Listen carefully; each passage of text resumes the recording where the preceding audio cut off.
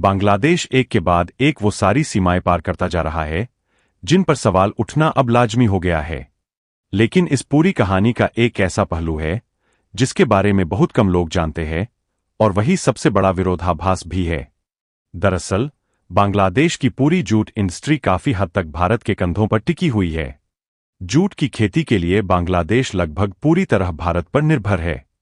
High quality, high yield और disease resistant jute बीज भारत ही बांग्लादेश को एक्सपोर्ट करता है। और हैरानी की बात यह है कि इन्हीं बीजों से उगी बांग्लादेशी जूट को भारत बड़ी मात्रा में वापस खरीदता भी है। यानी जिस हाथ से बीज लिया उसी हाथ को काटने की कोशिश। यही इस पूरी कहानी का सबसे बड़ा विरोधाभास है। भारत दुनिया का सबसे बड़ा जूट उत्पादक देश है। सालाना उत्पादन लगभग 20 लाख टन। फिर भी सच्चाई यह है कि भारतीय मिलें और फैक्ट्रियां धीरे धीरे बांग्लादेशी जूट पर निर्भर होती चली गईं, और इसी निर्भरता का फायदा उठाते हुए सितंबर 2025 में बांग्लादेश ने भारत को रॉ जूट का एक्सपोर्ट अचानक बंद कर दिया।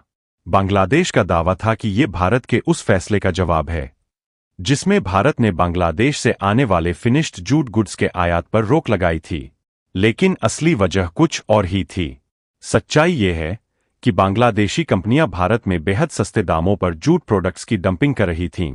नतीजा ये हुआ कि भारतीय जूट इंडस्ट्री का मार्केट टूटने लगा, मिलें घाटे में जाने लगीं, और लाखों जूट वर्कर्स की नौकरियां खतरे में पड़ गईं। ऐसे में भारत के पास कोई विकल्प नहीं बचा। भारत ने मजबूरी में फिनिश्ड जूट गुड्स पर रोक लगाई, क्योंकि जब व्यापार को हथियार बनाया जाए तो जवाब भी व्यापार से ही दिया जाता है। लेकिन इसके बाद जो हुआ उसने भारतीय जूट इंडस्ट्री को झकझोर कर रख दिया। जैसे ही बांग्लादेश से रॉ जूट की सप्लाई बंद हुई, भारतीय मिलों को महंगी घरेलू जूट पर शिफ्ट होना पड़ा। प्रोडक्शन कॉस्ट कई गुना बढ़ गई, कई फैक्ट्रियों में उत्पादन घट गया, और एक बार फिर लाखों मजदूरों की रोजी रोटी पर खतरा मंडराने लगा। हालांकि ये भी सच है कि ये संकट शॉर्ट टर्म का है। लॉन्ग टर्म में भारत अपनी जूट इंडस्ट्री को पूरी तरह घरेलू जूट पर शिफ्ट कर सकता है। फिर सवाल उठता है, जब भारत बांग्लादेश से ज्यादा जूट पैदा करता है, बेहतर टेक्नोलॉजी रखता है, तो फिर भारतीय जूट बांग्लादेशी कीमतों से मुकाबला क्यों नहीं कर पा रही? जवाब साफ है, सब्सिडी और नीतियों का खेल। बांग्लादेश सरकार अपने जूट किसानों को भारी सब्सिडी देती है, लॉजिस्टिक्स में छूट देती है, एक्सपोर्ट इंसेंटिव देती है। यही वजह है कि भारत में अब ये सोच तेज हो रही है कि सिर्फ जूट बीज ही नहीं, बल्कि उन तमाम क्रिटिकल सप्लाई चेन्स पर भी दोबारा विचार किया जाए जिनके सहारे बांग्लादेश की इकॉनमी चल रही है। अब तस्वीर का दूसरा और ज्यादा गंभीर पहलू। बांग्लादेश की पूर्व प्रधानमंत्री शेख हसीना ने देश में फैली अराजकता को लेकर अंतरिम सरकार के प्रमुख मोहम्मद यूनुस पर सीधा हमला बोला है। न्यूज 18 से बातचीत में हसीना ने दावा किया कि जिस छात्र आंदोलन के कारण उन्हें सत्ता छोड़नी पड़ी, वो असल में कट्टरपंथियों द्वारा रची गई एक सोची समझी साजिश थी। हसीना का आरोप है कि मोहम्मद यूनुस उन अपराधियों को जुलाई के योद्धा बताकर सम्मानित कर रहे हैं। जांच रोक दी गई और चरमपंथियों को कैबिनेट में जगह दी गई। उनके मुताबिक ये कोई शांतिपूर्ण आंदोलन नहीं था, बल्कि एक हिंसक भीड़ थी जिसने पुलिस थानों को जलाया, देश की संपत्ति तबाह की और कानून व्यवस्था को पूरी तरह तोड़ दिया। हसीना कहती है कि बांग्लादेश छोड़ना उनके लिए आसान फैसला नहीं था, लेकिन उन्होंने और ज्यादा खून खराबा रोकने के लिए ये कदम उठाया। उन्होंने मांग की है कि अवामी लीग पर लगाया गया प्रतिबंध हटाया जाए, संवैधानिक शासन बहाल हो और निष्पक्ष चुनाव कराए जाए। इस बीच हालात और बिगड़ते चले गए। कट्टरपंथी नेता शरीफ उस्मान हादी की हत्या के बाद कई शहरों में हिंसा भड़क उठी।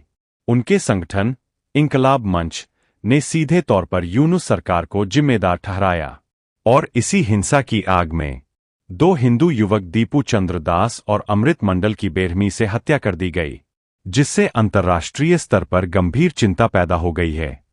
राजनीतिक मोर्चे पर भी बड़ा उलटफेर हुआ है।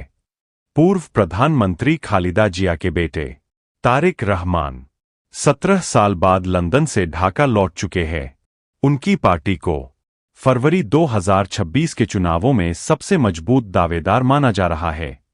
हालांकि शेख हसीना की पार्टी अवामी लीग ने फिलहाल इन चुनावों के बहिष्कार का ऐलान कर दिया है। कुल मिलाकर बांग्लादेश की राजनीति, अर्थव्यवस्था और सामाजिक तानाबाना तीनों एक साथ हिल चुके हैं और भारत बांग्लादेश संबंध अब सिर्फ व्यापार का नहीं बल्कि राष्ट्रीय हित और सुरक्षा का सवाल बनते जा रहे हैं।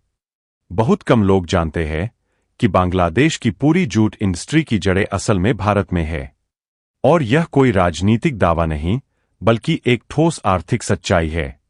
जूट की खेती के लिए बांग्लादेश लगभग पूरी तरह भारत पर निर्भर है। उच्च गुणवत्ता वाले, ज्यादा उत्पादन देने वाले और रोग प्रतिरोधी जूट बीज ये सब भारत से ही बांग्लादेश भेजे जाते हैं। अब जरा इस विरोधाभास को समझिए। इन्हीं भारतीय बीजों से तैयार जूट को भारत बड़े पैमाने पर वापस आयात करता है, यानी जिस हाथ से बीज लिया गया उसी हाथ को नुकसान पहुंचाने की कोशिश। यही इस पूरी कहानी का सबसे बड़ा विरोधाभास है। भारत दुनिया का सबसे बड़ा जूट उत्पादक देश है। हर साल लगभग 20 लाख टन जूट का उत्पादन भारत में होता है। फिर भी हैरानी की बात यह है कि भारतीय मिलें और फैक्ट्रियां आज बांग्लादेशी जूट पर निर्भर हो चुकी है और इसी निर्भरता को हथियार बनाकर सितंबर 2025 में बांग्लादेश ने भारत को कच्चे जूट का निर्यात रोक दिया। इस कदम को भारत के उस फैसले के जवाब के तौर पर देखा गया जिसमें भारत ने बांग्लादेश से आने वाले फिनिश्ड जूट प्रोडक्ट्स पर रोक लगाई थी। लेकिन असली वजह कुछ और थी। दरअसल बांग्लादेशी कंपनियां भारत में बेहद सस्ते दामों पर जूट उत्पादों की डंपिंग कर रही थीं।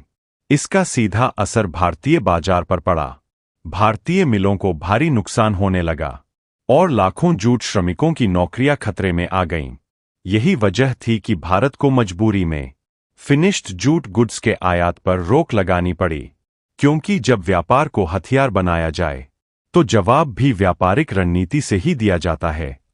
लेकिन जैसे ही बांग्लादेश से रॉ जूट की सप्लाई रुकी, भारतीय मिलों की मुश्किलें बढ़ गईं।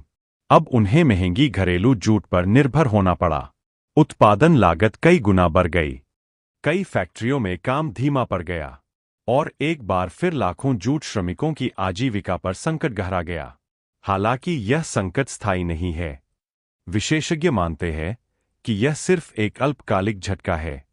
दीर्घकाल में भारतीय जूट इंडस्ट्री पूरी तरह घरेलू जूट पर शिफ्ट हो सकती है। भारत न सिर्फ बांग्लादेश से ज्यादा जूट पैदा करता है बल्कि उसके पास बेहतर तकनीक और अनुभव भी है। तो फिर सवाल उठता है, भारतीय जूट बांग्लादेशी कीमतों से मुकाबला क्यों नहीं कर पा रही? इसका जवाब छिपा है सब्सिडी और सरकारी नीतियों में। बांग्लादेश सरकार जूट किसानों को भारी सब्सिडी देती है, लॉजिस्टिक्स में छूट देती है और निर्यात को बढ़ावा देने के लिए आक्रामक प्रोत्साहन योजनाएं चलाती है। भारत का साफ मानना है कि अब सिर्फ जूट बीज ही नहीं बल्कि उन पूरी सप्लाई चेन पर दोबारा सोचने का समय आ गया है जिनके सहारे बांग्लादेश की अर्थव्यवस्था आगे बढ़ रही है। दोस्तों, अगर आपको हमारी यह वीडियो अच्छी लगी हो तो वीडियो को लाइक और शेयर जरूर करें और ऐसी मनोरंजक खबरों के चैनल को सब्सक्राइब करना ना भूलें। धन्यवाद।